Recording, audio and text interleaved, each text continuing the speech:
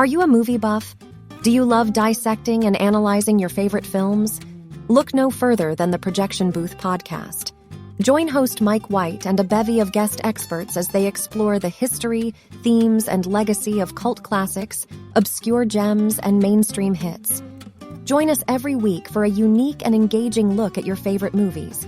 So sit back, grab some popcorn, and tune in to the Projection Booth podcast, available on all major podcast platforms.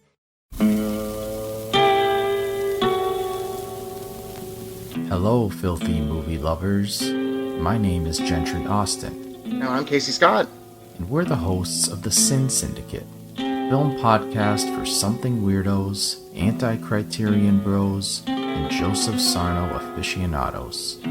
Join us semi-weekly as we peer into the adults-only theaters and sticky-floored cinemas of the golden age of sexploitation, when the morals were loose, the laws were murky, and the intercourse was all simulated. Find us now on the Someone's Favorite Productions podcast network.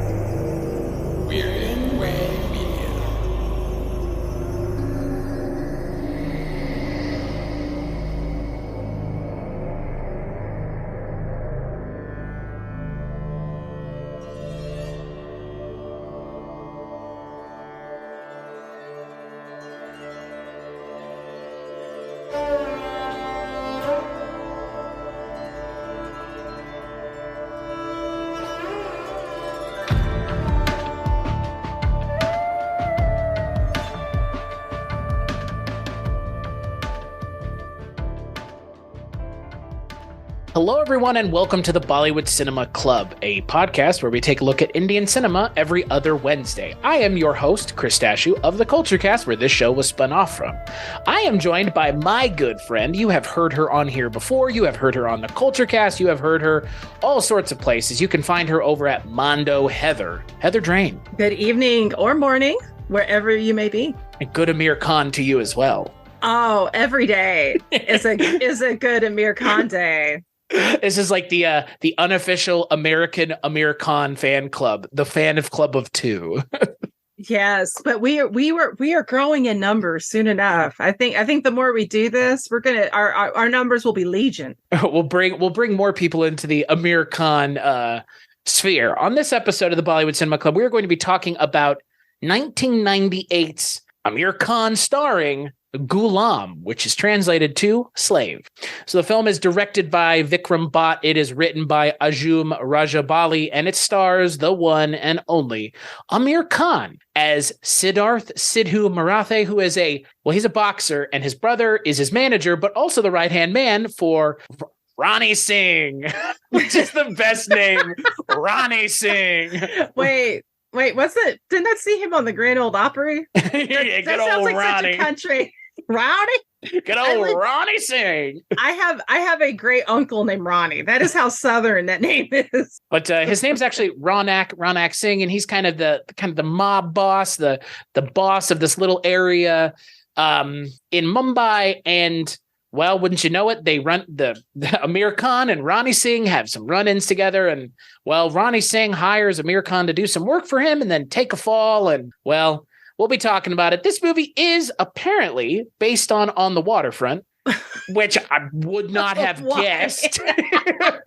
Your reaction and my reaction are the same to that piece of information. I think somebody's gaslighting. It's just like On the Waterfront. No.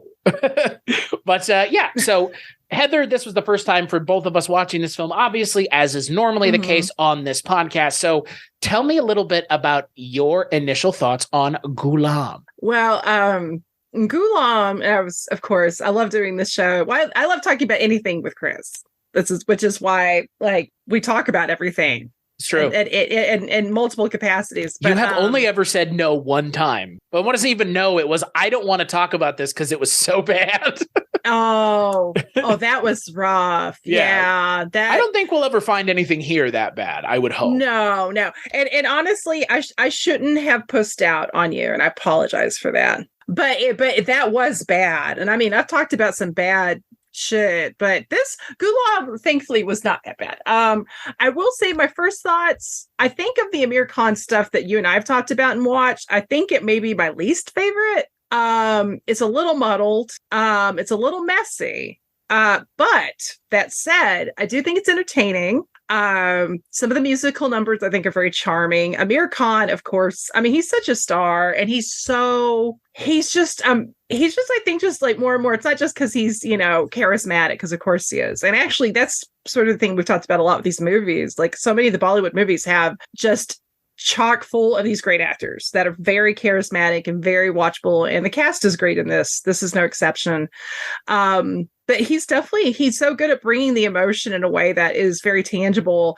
Even when some of the camera angles and editing is there's one scene in particular we'll get to that, I mean, it became kind of funny and it shouldn't have been funny. It was a moment that was not funny, but it was so like dramatic prairie dog in its like approach that it was a lot. It was a lot. But I liked it as a whole. But what was your initial takeaway, Chris? I more or less agree with your sentiment that this might be the least favorite thing of Aamir Khan that you've seen, that we've watched. And I would even go as far as to say it is my least favorite thing of Aamir Khan's that I've seen in all of the things that I've seen from him. And it actually, for the most part, it doesn't have anything to do with him or any of the actors, really. I think for me, the narrative is just an hour too long. I mean, it's 2 hours. And I mean, this movie, again, you can listen to this show and know that I do not complain about the lengths of the movies unless we absolutely have to. This is one of those cases. This is a case where this movie is at least 30 minutes too long and maybe even almost an hour too long. There are parts of this story that feel like they could be excised completely. Some characters, like Rani Mukerji in this movie, is almost forgotten about in the second half of the movie in a way that like I wasn't expecting, given her star power and her abilities and who she is as an actress. But I was actually surprised at how kind of I felt. It was okay. Yeah. But I just think like the story that they're telling is not that interesting. No. And I mean, On the Waterfront, my ass, like I can't believe that that's what they're trying. Like, that's what they're trying to claim this was. Like, my brain just broke when you told me that. Like a little synapse just kind of, it's like when a light bulb dies. That's what just happened. I don't see it. And also, even the title, how do you go from On the Waterfront to Slave? And why is it called Slave? Is that because he's the slave to Ronnie Singh for like maybe 30 minutes of this movie? Like, he doesn't do that much for Aamir Khan's character doesn't really do much for Ronnie Singh. He does like two things. He goes and beats up the cricketer, and then he takes the dive in that match. And that's it. That's it. And even then, like he loses. Okay, I was gonna save this but you can't. I can't hold this any longer. So, because of course we find out, we get to see his character arc throughout the movie. Aamir Khan's character, Sid, I kept calling him just Sid in my notes, but because, when we first see him, he's being kind of like, he's stealing from his lawyer, who's this lovely lady, Madame. I can't remember what her actual name is. I know they call her Madame a lot. Madame, not Madame. Oh, Madame's that horrible puppet. Fatima, yeah. Fatima. Yeah. And she's great. I like that actress a lot. She had good presence. And he's stealing money from her. He's just, him and his friends are just kind of hooligans, but seem fairly harmless other than stealing. They go out and party, etc. I didn't even realize he was a boxer until a little bit further in the movie, because you see him doing exercises, but I just thought, well, he's trying to get in shape, right? And also I just thought maybe it was fan service, so we could see Aamir Khan working out. I mean, also valid. Yeah.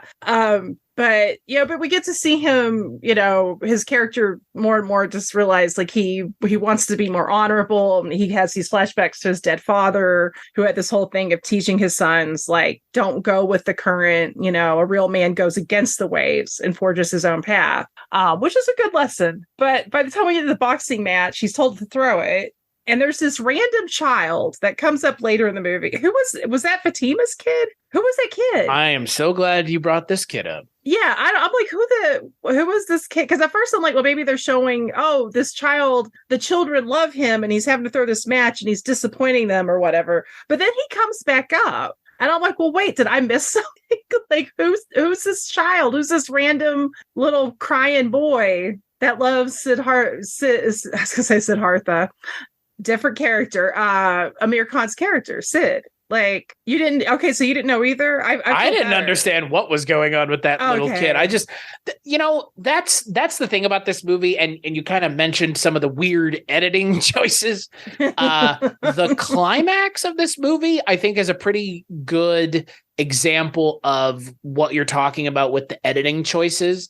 The editing choices are similar to another movie that I have watched for this show called Sarfaraz, which came out, I want to say around this time. It's an Aamir Khan movie where he's a kind of like a no-nonsense cop who's trying to take down some terrorists on the Pakistan-India border.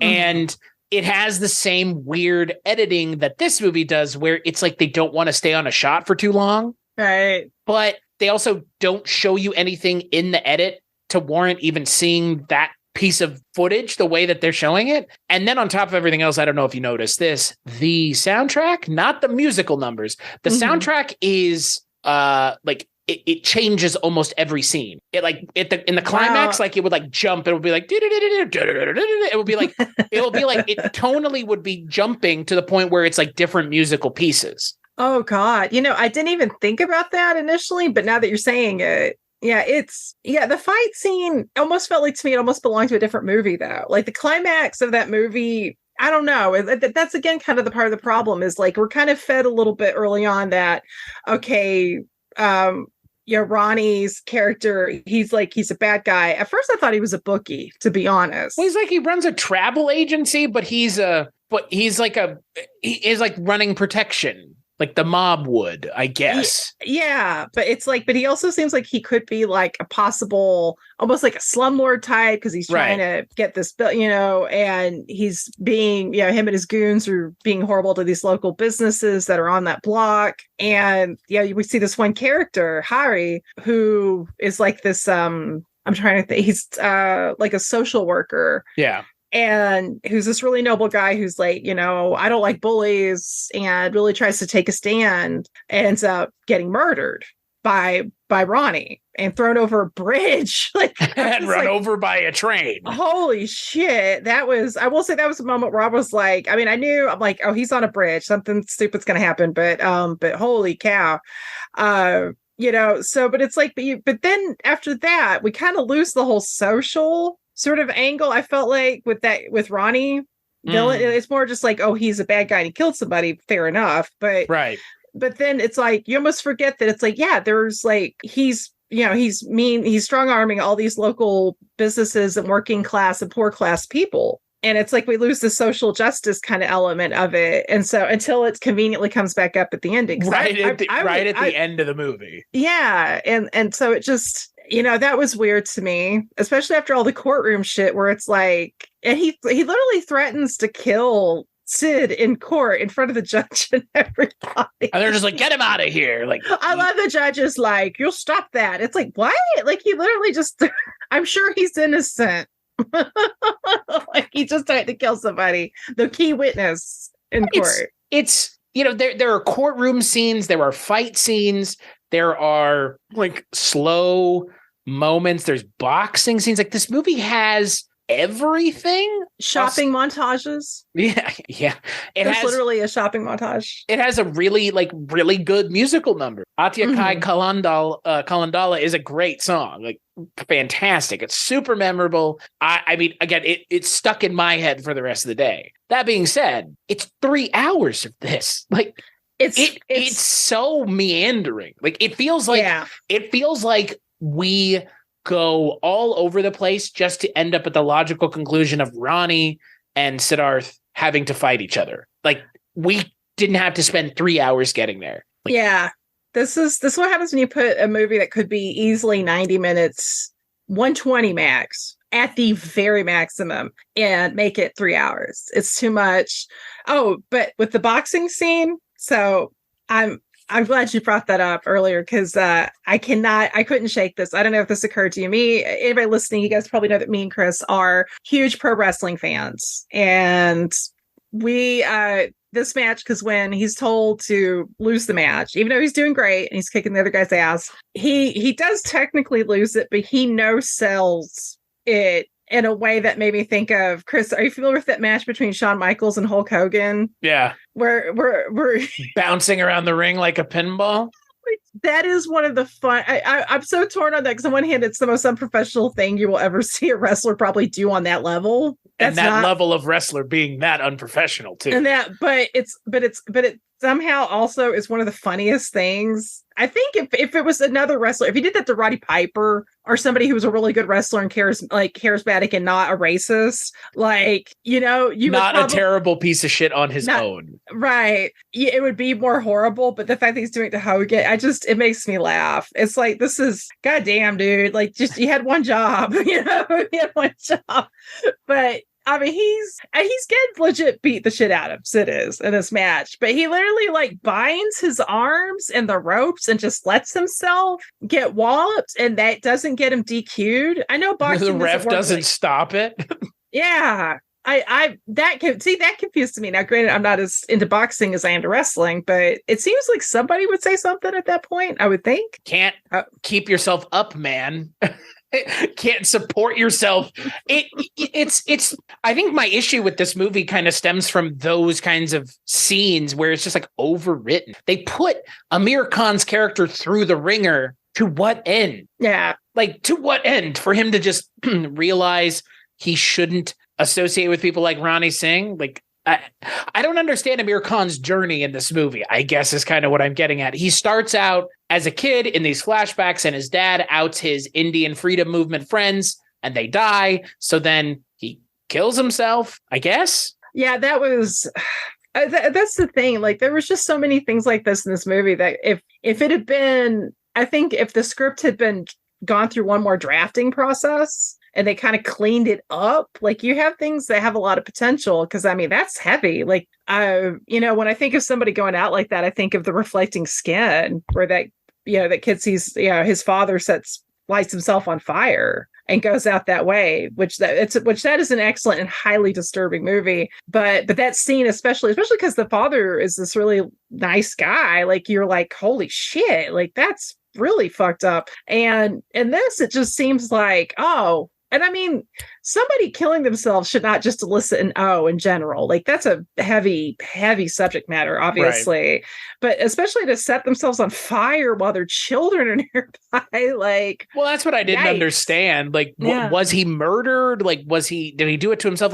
Again, what's weird about this movie is it really, for as long as this movie is, for being 2 hours, 42 minutes long, it doesn't explain a lot. It doesn't give us moments with these characters that matter. It doesn't give us time with the characters to see their relationship really grow and feel real. Aamir Khan and Rani Mukerji, they're great together when they're together on screen. Yeah. Which is infrequently in the later almost 2 hours of the movie. They're together what seems like a lot right out of the gate when they meet one another and they have 3 songs back to back, including, the Khandala song. But then she just kind of disappears. And she's just kind of hanging out. And it's weird because, again, Rani Mukerji, fantastic actress. She's in this movie because of who she is. She's a great actress. And they just sideline her. Why? Yeah. And her chemistry. I loved her chemistry and interactions with Aamir Khan. I thought they played off each other so well. That was actually, I think, to me, one of the the biggest strengths of this movie was those two together when they are together. But yeah, it's and that's the other problem is you'll have characters kind of disappear for a little while. Yeah. And we introduced to her because she's hanging out with this biker gang. Charlie. Charlie. That might be the best scene in the entire movie. That's a great scene. And I love that actor playing Charlie has such a great old school kind of rugged handsomeness. He kind of reminded me of is it George? I'm gonna mess up his name. They were gonna say Marlon Brando in On the Waterfront. No. No, George, is it George Chakras? He's in West Side Story. Okay. And he's one of the sharks, and he's gorgeous man. But he kind of reminded me of him. He's almost got kind of like a Frank Langella. Yeah. Kind of Frank Langella meets, there's a rockabilly singer who we just lost not too long ago named Robert Gordon. He's got like that kind of energy, which is perfect for that kind of character. Like if this was an American movie, he would be played by a rockabilly guy or something. Right. Right. Oh, totally. And he's great. And yeah, the whole thing where they're playing chicken with the train, that was really, and I guess like Aamir Khan did his own stunt with that shit, which is terrifying. God, like, he didn't know how close he had gotten to the train until after he watched the footage, apparently. Oh my God. Yeah, fuck that. That scene is the best scene in the movie, but it is also the scene that like there no way they would be doing something like that anymore. They wouldn't be having Aamir Khan do it. No, I haven't felt like that since watching, like, when you watch some of Jackie Chan's like older, like Hong Kong films, some of the stuff he does where you're just like, oh my God, dude. I'm glad you did it right, because the margin for error is essentially zero. So yeah, like when they because they show that shot of him jumping out of the way of the train from two angles, which is like the one angle from behind is fine, but when they show it from kind of the front of the train, it's harrowing, to say the least. Yeah. And then when he grabs him off the train tracks, it's just as crazy. Like, it's just as close of a call. Oh my God. I know. It's in essence like the silent era in Hollywood, where stuntmen died like every week or something, because there were no like laws. But yeah, it's crazy. But that's the thing, the characters, they have this one character who in the gang, I'm trying to remember, he has the best jacket that says, was it Sexy Dixie? Yeah. So Sexy Dixie, I'm assuming is coded gay. I mean, that character seems pretty gay. Yeah, I mean, he's got I love his yellow highlights, and he's got that matching shirt at one point that matches his highlights. Yep. And he have like a high pitch, like, yeah, like it's very effeminate. Yeah. It's not obvious or anything. Wink, wink. Yeah. I mean, they don't have him make out with a dude, but no. But again, like they go as far as they can realistically go. Yeah. That scene against the train race scene won the Filmfare Award for Best Scene of the Year when they used to do those. So, wow. Yeah. So, and again, like, it makes perfect sense. I kind of wish that the movie was more like the first half or the first act, where it's like him and the bikers and her, and then it becomes like something else entirely that really is just not as compelling. I agree. No, I agree. I almost wonder if they had gone, because the thing is that we don't see Charlie, and I kept thinking, are we going to see him? Because gone for 2/3 of the movie. Because like Ronnie's character, like Alicia, that's his girl, and Aamir Khan's like Sid is basically now that's his girl. Now there's no conflict. We never see Charlie. We don't even hear his name mentioned until almost towards the end of the movie. Yeah. Where they conveniently show back up. Deus Ex motorcycle gang. Yes. But I did get to see Sexy Dixie. That's what I'm calling that character now, is Sexy Dixie. I understand why they introduced his character so that the Rani Mukerji character could kind of make sense in the context of the movie and how she kind of becomes part of Aamir Khan's life. But to completely shuttle and just like disregard that other character and all those other characters felt like a missed opportunity, because that, as good as the actor playing Ronnie Singh is, which he's great, Sharat Saxena is fantastic, it's just not very compelling. He's just a big gang boss. Like, there's nothing compelling about him. There's nothing interesting. He's got a great mustache, wears jeans, and he rolls his button-up shirts up. Like, it's a good role, but the role of Charlie, I think, is a much more interesting character, and one that kind of has more of a connection to Aamir Khan's character and a conflict that would make sense. Yeah, well, and the thing too is like with the villain Ronnie, he's really, I mean, he's just like big angry dude, which that's my other beef, is that for him to have such a hothead about himself, like, he's got a temper, to say the least. How is he this effective, like, organized crime member? Because everybody knows, like, if you're a master criminal, you keep that shit cool and you wait to where you can lay low before you like enact your vengeance. No, he's just screaming at people in the courtroom. Yeah, yelling, "I will kill you!" Like, I'm gonna fucking kill you, bro. He's just kidding. He's just making a joke. I love it. He's like, he's slander. It's literally like the Rick James bit on the comedian that I'm not a fan of anymore show. Right. I'm going to attribute that to but the bit is with Charlie Murphy, and right. I love Charlie Murphy, so he's fine. But where Rick James is accused of rubbing his shoes into the couch, and he says, "I didn't do such a thing. Why would I do that?" Yeah, I remember rubbing my shoes on his couch. Like, this character basically does it. He's like, he's lying about me. I would never kill somebody. I'll fucking kill you. Yeah. Like, it's like, what? Like, well, and like, if it were played for laughs, it would be funny, but it's not. No, it's played deadly serious. Right. Honestly, like that might be my biggest issue with this movie in general is like it's really like tonally all over the place because it's serious. But then we're supposed to have this like love story between Aamir Khan and Rani Mukerji, which like doesn't fit in the movie to the point where they forget about it. Because it's really the story about Aamir Khan and his brother, played by Rajit Kapoor. Like that's really what the story of the movie is. That's where they invest most of their time. It feels like Rani Mukerji is just an afterthought who exists so that there can be musical numbers, which again, perfectly fine. That song, the Khandala song, is fantastic. It's so good that I'm okay with there being musical numbers in this movie, but the musical numbers are good, but that doesn't make up for a movie being 3 hours long and spinning its wheels for like 45 minutes. Yeah. Well, and the problem too is like when it's paced that way, when characters are affected, you're not hit hard like you should be by it. Like it's like when the brother character, spoiler, not that we need spoiler alerts, I don't know, when he gets killed, like it's supposed to be this big dramatic thing because and it's like at that point you're not really, very little about the brother other than okay, he's good with numbers, he has worked for this crime syndicate for pretty much most of his adult life, he says some shitty things about their dead dad, and he kind of cares about his brother, and that's it. Like, but you don't really get a sense of who he is as a human. We don't really get to see.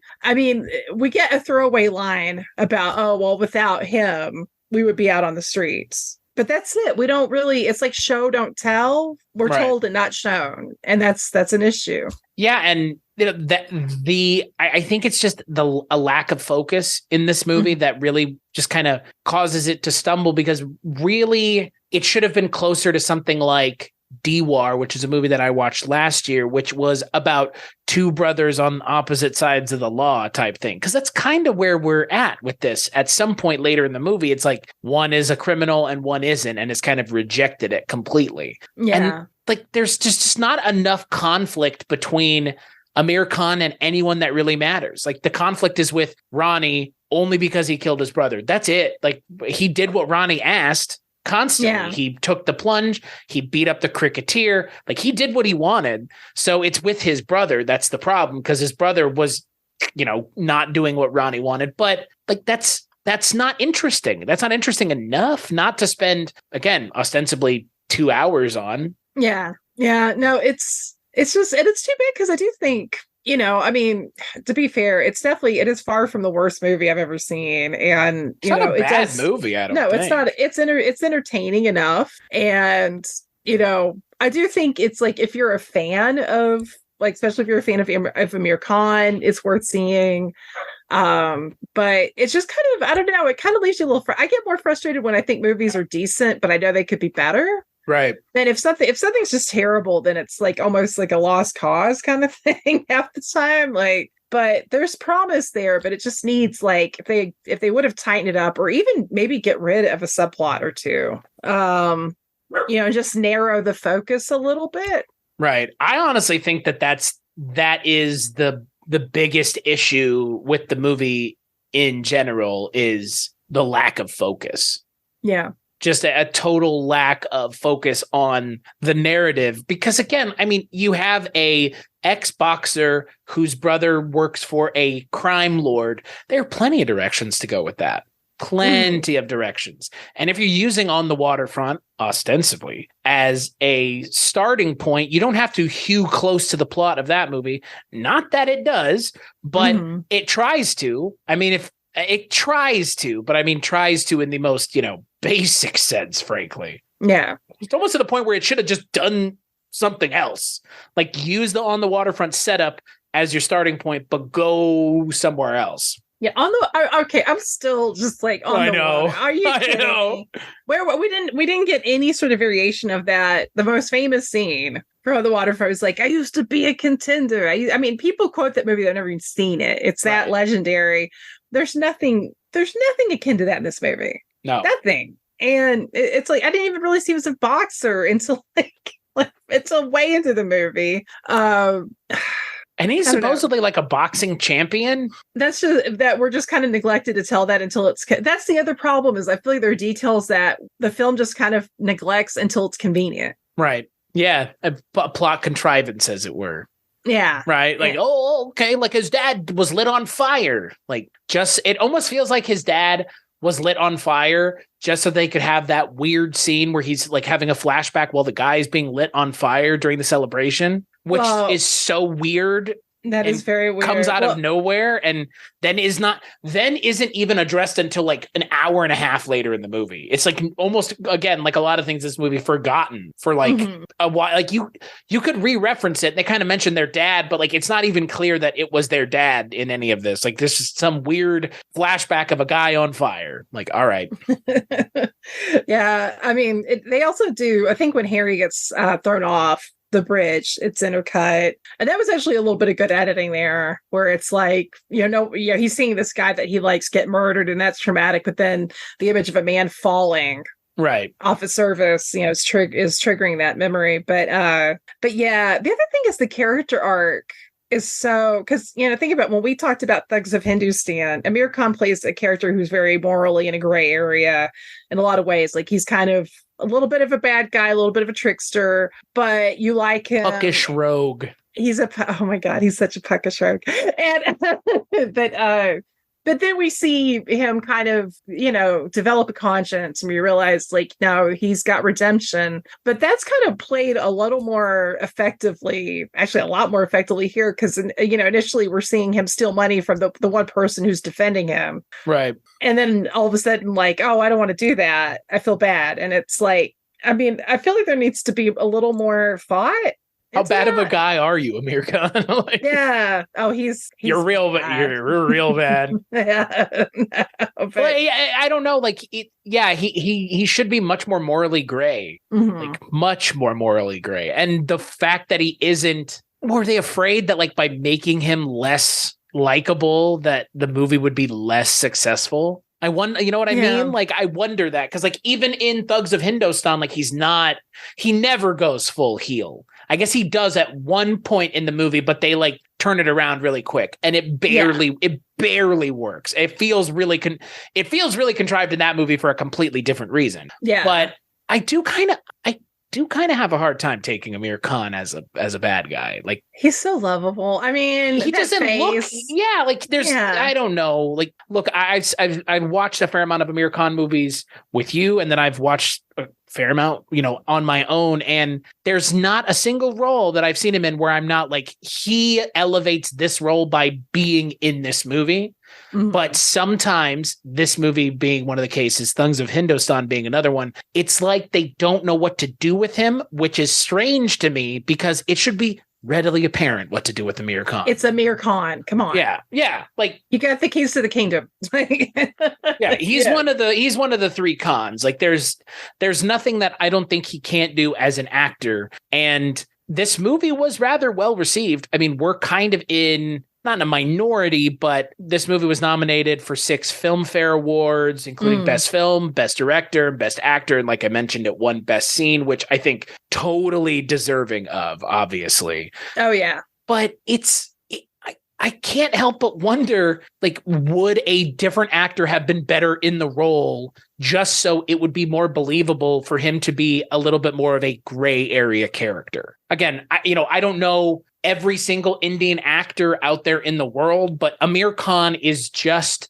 too darn nice. That's a good question. No, I really like that question because now I'm thinking, and as I've said before many times, I am very much a neophyte to the world of Indian cinema, which is why I love doing this, because you are helping me broaden broaden my horizons and get educated, which I highly encourage anybody listening this, especially if you're like me and you're like just getting into this, please. Like, this is such a rich world. It's amazing. But when I think about, because that kind of character, like with American cinema, you would see probably at its height in the 70s, I would say, 70s, 80s. Ex-boxer, ex-whatever. Right. Charles Bronson would have played that character. Or even in a more low-key film, like you would have had somebody like maybe like a Ben Gazzara or Stacy Keach plays an ex-boxer in Fat City, which is an excellent movie and I highly recommend. But Stacy Keach, I mean, these are character actors who aren't, I think Stacy Keach is very handsome, but he's like handsome in a very kind of weird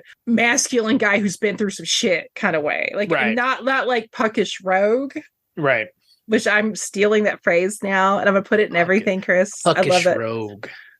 Be like, how was that slice of cake? I think it's so good. Even a puckish rogue would like it. I would watch A Midsummer's Night Dream with Aamir Khan as Puck. Fuck yes. That would be pretty good. Oh my God. Amitabh or even Rajnikant playing the King Oberon. Yeah, I would watch that. Take my money now. That would take those British turds to task and start adapting their shit and making money off of it. Oh, hell yeah. Well, it'd be a lot better than that version with Michelle Pfeiffer. I've never seen. I've only seen clips of it, but I mean, come on. It's interesting. I would think someone more like Salman Khan would be in the role of this movie again. Like it's it's not unbelievable, but it's hard for me to take Aamir Khan seriously as a less than straight arrow. Like, I imagine he could bend a little bit, but nobody watches movies with these actors, Shah Rukh Khan, Salman Khan, Rajnikant, Amitabh. Nobody's watching those movies to see them be the villains. Unless they're cast as the villain, and that is the sole purpose that they're in the movie, is to be the villain. But then that's the highlight of the movie, is that they're the villain. Mm-hmm. In this movie, Aamir Khan's character could have been played by anyone. He elevates the role, but it doesn't feel like a role that is uniquely for Aamir Khan, or that Aamir Khan is bringing something to, like with a movie that I just watched, PK, where it's like nobody else could have played this role. Nobody else. Aamir Khan, and that's it. It makes perfect sense. In this, it could have been anybody. That's how unexciting and kind of just workmanlike the script and the dialogue feels to me. It's just not. It's not that they're not trying. It's that they're just not doing anything past the bare minimum. Yeah. Well, and the thing too is, like, they don't even have the character himself make a decision. Like, when he's hesitant to do the whole thing with the cricketer, and it's like, okay, that's a step in the right direction. But then when we see him with the cricketer, he has no problem beating the shit out of him and threatening him. Like, that's where you would have that character, to me, like, show a hesitation in the interaction. Right. And show a little bit like, oh God, I don't want to do this, but I don't want to get, my brother in trouble. I don't want to get in trouble. We don't see any of that. The whole gag about the Chinese bomb thing, I think was clever. That was clever. Like, it's from a different movie. Like, totally. You know what I mean? Like, it feels like when he's being kind of cheeky, it feels like a different movie. Like, this movie is, and we've talked about this before with other Indian cinema. You and I have. Sometimes these movies are masala films, like with Muthu, and it's like tonally all over the place. This movie's not that, but it does have moments where it is tonally weird and doesn't kind of mesh with the other parts of the movie. The musical acts in this movie really stand out. As good as they are, they stand out in this isn't that kind of movie in a lot of ways. Yeah. Khandala is a great song. It's already on my Spotify playlist saved. That's how much I liked it.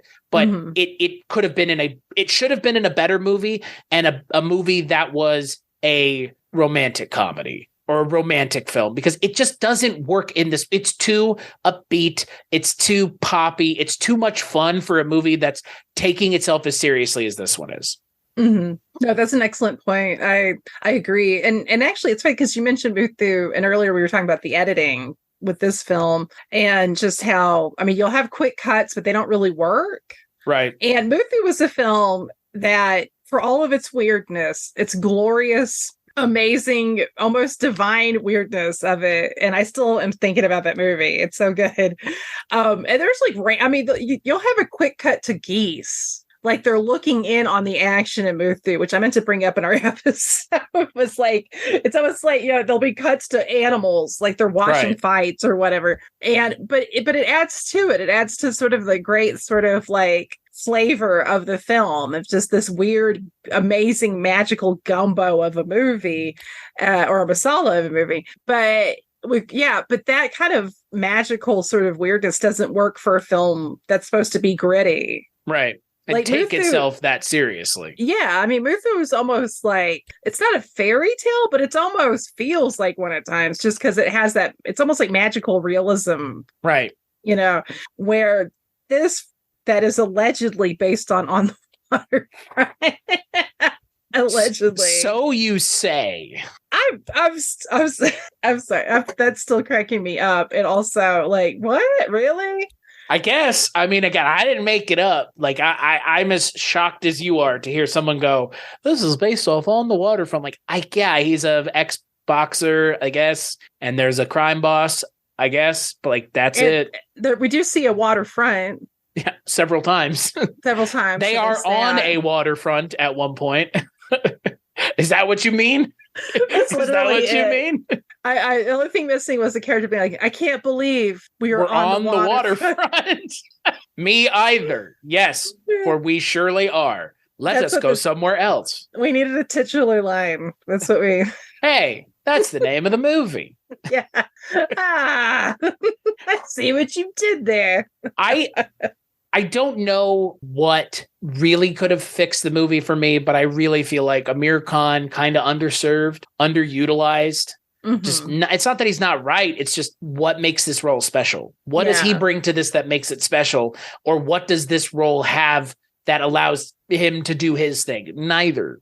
Like, Aamir Khan does the best that he can with this movie. That's like, he's great, but you could hear him read a phone book and it'd be great. So would watch. Yeah. Like that's the issue with something like this. It's not trying hard enough to differentiate itself from the other God knows how many action movies that Aamir Khan had in the 90s. Because I've already seen one. It's called Sarfaraz, and it's better than this movie by heads and tails, because it understands that action and comedy work well together. Action and romance, not so much. Like, I don't like action romance movies are kind of a dime a dozen quality wise. Yeah. And this is not really an action movie. Like, there's very little actual action in this movie, or set pieces. It's like 3 is what it feels like. Yeah. Yeah. I mean, that's the thing. It's like, you can do a hybrid, but it's like any kind of genre hybrid. Like, for it to be good, you have to make sure that the ingredients are all fully mixed together, and that there's also at least 1 or 2 elements that make it stand apart. So you just don't end up getting this like sluice of both genres where it's just muddled, you know? And I think this movie in its worst moments is just kind of that. It's just this sort of awkward mixture that doesn't quite work. And, which is too bad, because I mean, the cast, and that would be like, I would recommend this movie. Like, if you're a fan of the major cast, even though some of them, everybody could have been better utilized, and some of them really could have been better utilized, everybody's great. I mean, I liked the actor that played Harry. I mean, we don't get a whole lot of him, but I thought that guy was great. Like, I thought he was very likable, very warm. And I mean, it's not like we get a lot of that actor or that character on screen. But he did a really good job of making you like, yeah, this guy gives a shit. Like, this is a good, and that's not an easy thing to do when you're not given a lot as an actor, especially when you're on screen for like, 20 minutes, like, to make that stand out. But, so, I mean, the cast are certainly great. It's just, it's so weird though. You can never tell how the dice will roll with how films are perceived, because when we talked about Thugs of Hindostan, which isn't a perfect movie, and we, and we both kind of went into the flaws and strengths of that one too. But that movie was like, is to this day is very dicey as far as how it's received, but I still think that's a better movie than Ghulam, because I mean, there are times where I was almost not bored with Ghulam, but it's like it dragged. Yeah. Like, and even the draggier moments in Thugs of Hindostan, there's still something entertaining that you can kind of like grab onto. Like there's some color, or there's something going on, and you definitely get a lot more depth, I think, with those main characters than you do here. Yeah, and yeah, obviously that movie has Amitabh Bachchan in it, which is kind of unfair, but at the same time, like nobody in this movie is turning in a bad performance. It's just they're not being given anything interesting to do. It feels strangely pedestrian. Yeah, I mean, if this was like a triple bill, like if we were doing an old school sort of like triple movie, this would be the B or C picture. Yeah, probably the C picture. Yeah, like this is not, and it sucks because like when the cast is this good, like man, these men and women are kicking ass. Like give them what they deserve. Give them something that they can like really like get their mitts on. But it's still better than the unnamed Netflix movie I refuse to talk which is not well regarded. That movie and it shouldn't be. Is considered a failure in its own right. It is a failure. It's like imagine being the worst version of herpes. We haven't even seen it. You can't bury a movie you've never seen. I just did. It's Aamir Khan turned in a performance of a lifetime. He always does. Raves Aamir Khan. and Heather and Chris. Yeah. I don't know if this, and probably law of averages, it has to be, but at some point I'm just going to start running into just average movies. Yeah. And I've run into a couple now.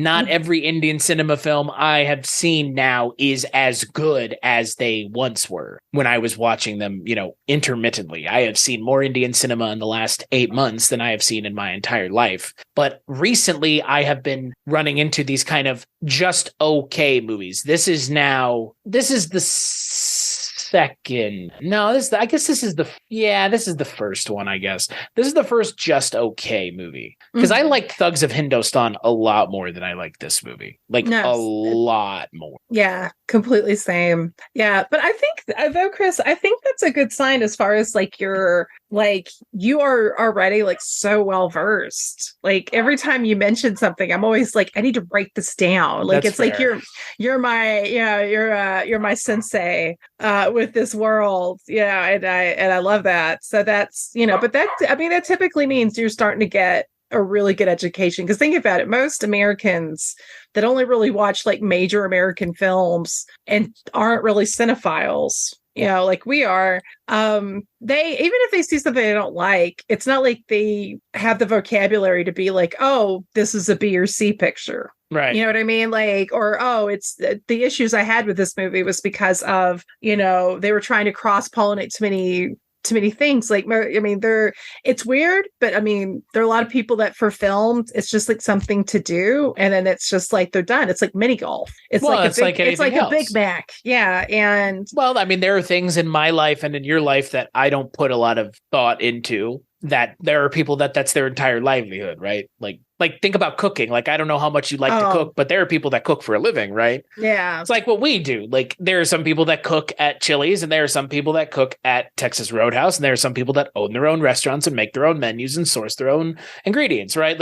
It's just the level of which you want to participate in the hobby. I am with you. I have a hard time not being critical, even when I'm watching something that I'm not talking about for a podcast. So it's almost unfair at times to watch things that I'm not talking about. But at the same time, like you just said, it helps me further my own dialogue and my own history and beliefs and thoughts and feelings and ideas on film by just watching more of it. That's how you get better as a film watcher, is just watching film and then talking about it, ideally, or at least thinking about it critically, even if you're just thinking about it to yourself, which, again, that's kind of an echo chamber of one. That's what I always worry about. And that's why I try to always bring in some people that are even less cinephiles than me, because we do kind of find ourselves in an echo chamber from time to time. Oh, but we're the best echo chamber. I know, but at the same time, it's total. There is part of this that's totally an echo chamber. Go ask 5 people that we know, hey, do you like Michael Bay movies? And they're probably all going to say, no, for the most part. Maybe they'll say I liked this one, and we might all agree on the same one, but there are more people who like Michael Bay movies than there are who don't. because those movies are insanely successful. Like, again, becomes a weird question because, like you said, if you're just consuming it like you would consume a bag of potato chips, like and dislike is less of a issue you care about and more of a like, oh, I like barbecue chips over plain chips, but I'm still eating chips. You know what I mean? Like they're just but they're ultimately just selecting mainstream media that's, like you said, not challenging, not really doing anything other than appealing to as many people as possible, which nothing wrong with that. But I want more, you want more, and more is not going to necessarily be more of the same. I'm talking, and I know you're talking, more of something different, more unique, more diverse offerings of films. And yeah, I'm glad I watched a movie like this one that's not as good as the other Indian cinema movies, because watching amazing movies over and over and over again with nothing to say but praise also gets kind of old. Right. Well, that's actually, no, it's like you read my mind, because that's the other thing is I think it's good. Like it is good to watch all kinds of different movies of different qualities sometimes, because like if you only saw great movies, then you'd probably maybe not appreciate them as much. Like, it's like sometimes it's good to see something that's just okay, because it makes the next like experience you watch being like, oh, like you can evaluate it a little different. You can see it with a little fresher eyes. And well, like we said about Thugs of Hindostan right here, this movie made us both appreciate Thugs of Hindostan immensely more. I have to assume, right? Like you appreciate, I appreciate Thugs of Hindostan even. Yeah, I liked it too, but I like it now thinking about it even more because it does what this movie doesn't, which is give Aamir Khan something interesting to do and hitch the wagon to Aamir Khan. Like they make Aamir Khan the focus of that movie. I'm not saying they don't here, but it made me appreciate that movie a lot more by watching this movie, which isn't a bad thing for either movie, frankly. And again, this isn't a bad movie. It's just not as good. And again, good is so subjective. Like my good, what does good mean even? What is the definition of is? Like that's what I, you know what I mean? Like good, good is so subjective. Like, this movie was immensely successful. It was 72 million and made 242 million. That's a lot. That's a lot of Skrilla. Yeah. That's some mad Skrilla. Our friend from the internet community, Heather Drain. Yo, what up? You guys got that mad Skrilla? Hey, cuz. I heard it's sweet trill. Sweet trill. Hey, cuz. Well, I thought it would be funny if I said it, and it was. So mission accomplished. Yeah. Yeah, and I do want to stress, I'm not, I probably can be a snob, but I try not to be. And there's certainly nothing wrong, like you said, with mainstream. It's okay to be a snob about movies. That's what we like.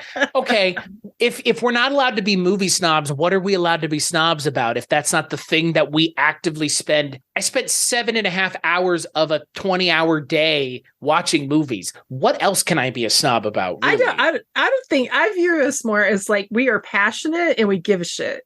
Right. And I don't think there's ever any shame with that. No, I care less about money versus I do time spent on things. Yes. And I don't want to spend time on things that aren't good unless I'm going to do something productive after the fact about it. Agreed. And that's, and that's the thing too, is that I feel like with film, with any kind of art form, like even, well, there's exceptions, but even with things that are okay. I mean, even with say Ghulam, which is realistically, it's fine. It could be a lot better.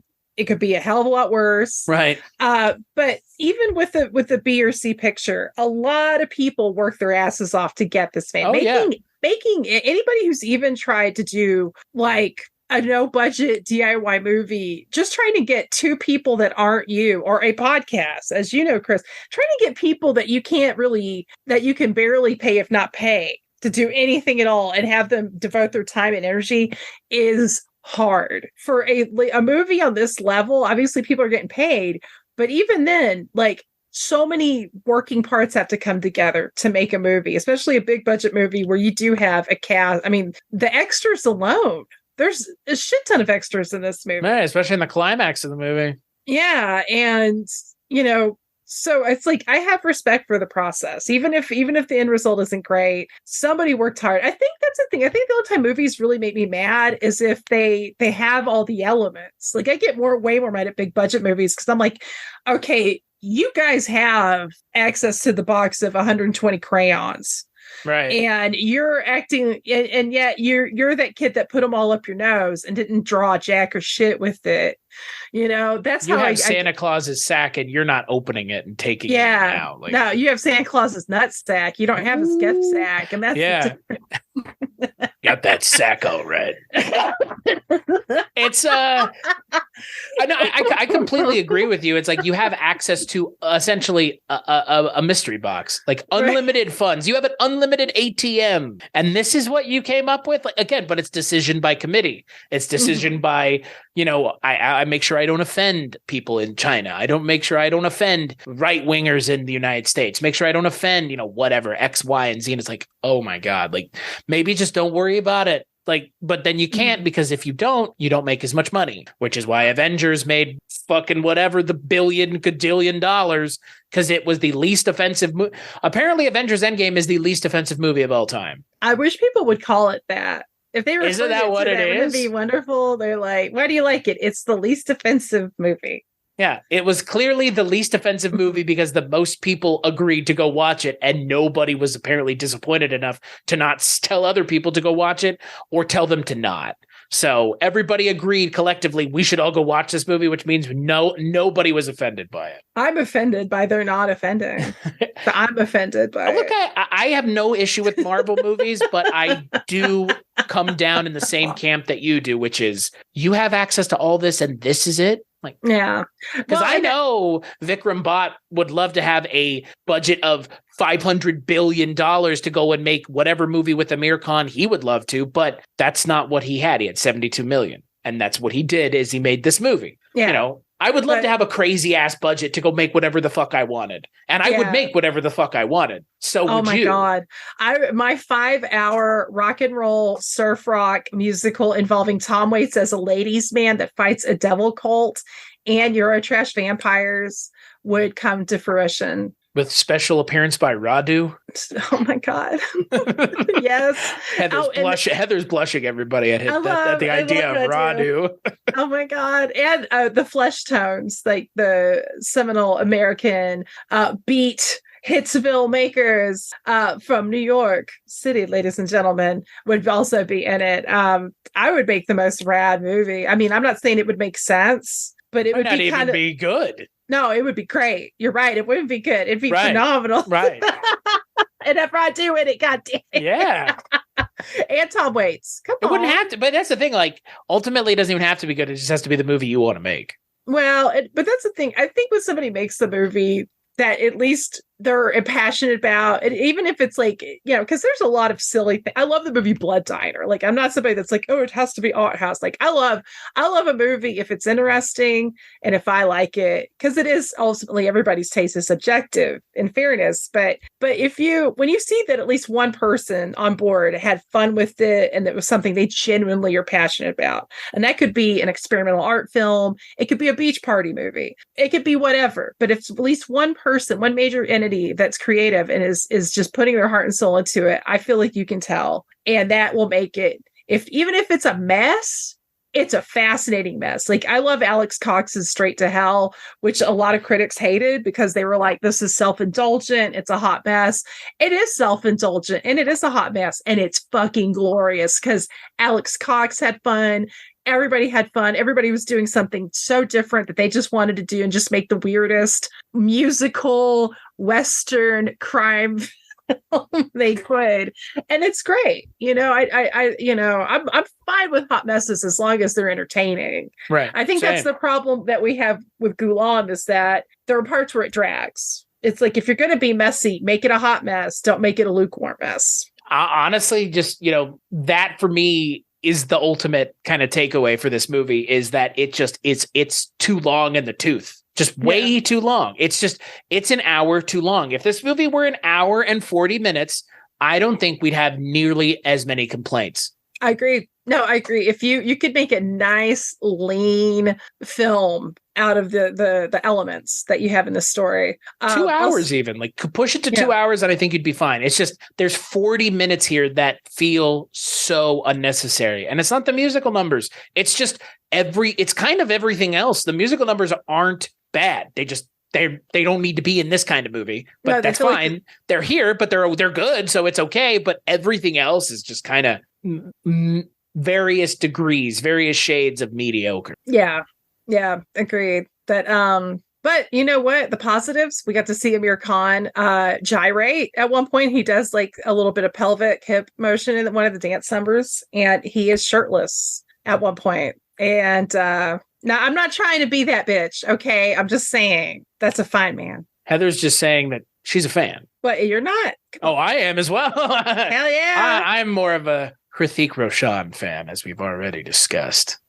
Have we? We haven't watched one of his movies yet. We should. You need to take me on that journey. I showed you the beginning of Doom 2 where he's singing and dancing and gyrating. Oh, hell yeah. Yeah. Maybe that's where we should pivot. Maybe we take a break from Aamir Khan. Maybe this was a sign to. I mean, hey, there's plenty of Aamir Khan. Unless it's a Forrest Gump. Oh, we're not watching that. Thank you. Yes. Oh my God. No, Chris. We'll do that as the 100th episode of this show, and it'll be you, me, and Mike White and Father Malone. Oh my God. Okay, I will do it. That'll be in 4 years. Yeah, 100 episodes would be like 3.5 years. 26 episodes a year. That's what we'll be living in our communal castle. Yeah, all of us, the Weirding Way Media. Yes, castle. The Weirding Way Media castle. I love it. That would be, oh my God. We all have like matching like paraphernalia. Like this is a jackets. Cult. You're describing a cult. Well, as long as you don't have to call us God, I'm cool with it. No, we have a giant painting of Aamir Khan. I thought we have a giant painting of Mike White. We probably should actually. Mike's amazing. Like this. My God, like a commander. Actually, Mike has my favorite quote ever about bad movies, and I agree with him. Is that Mike once said that the worst movie in the world, the only people who have seen it is the filmmaker and their mother. That's fair. It's true. I love that comment. Also, but it's not. I think also wouldn't the worst film in the world be the film that only the filmmaker saw because he was so ashamed of himself he didn't even want to edit it? Agree. It never even gets to the editing bay. He just shut it down. Shut it down. Denies that he because friends are like, "Were you making a movie?" No. Somebody else you must know. Yeah. Somebody else not named me. Yeah, and then they like throw an object to distract him and run real fast. Run away. Look, the full moon. Is that Radu, the famous vampire from Full Moon Pictures Subspecies trilogy? Oh my God. I fall for that every time. I'm like, what? He's back there? Radu? So Heather, final thoughts on Ghulam. My final thoughts on Ghulam. I love the strengths, which are this cast, especially Aamir Khan. The music's great. The music for the musical numbers is great. It left me wanting more as far as like I wanted it to be a better film, and maybe in some ways almost probably a different film than it is. It's okay ultimately. I don't know. I don't want to shit on it too much because it's not terrible, but it's just it's fine. It's like that. It's just like a sandwich that's okay. I'm with you. It's an okay sandwich. I couldn't agree more.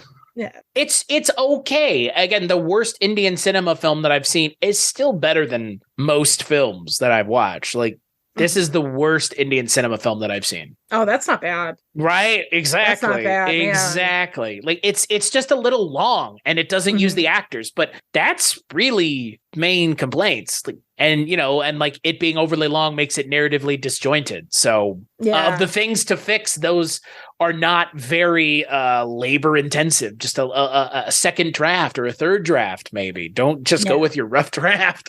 Not that I think they did, but some of the ideas in the movie just don't land. So I've like you said, I've seen better and I haven't seen worse Indian cinema wise, but if this is the worst that I've seen so far, like you just said, good could be batting worse than this. So, oh my God. Well, case in point, one of the last American films I watched in 2022 for a podcast had me so irritated by the end of it. I literally threw a pillow at the TV.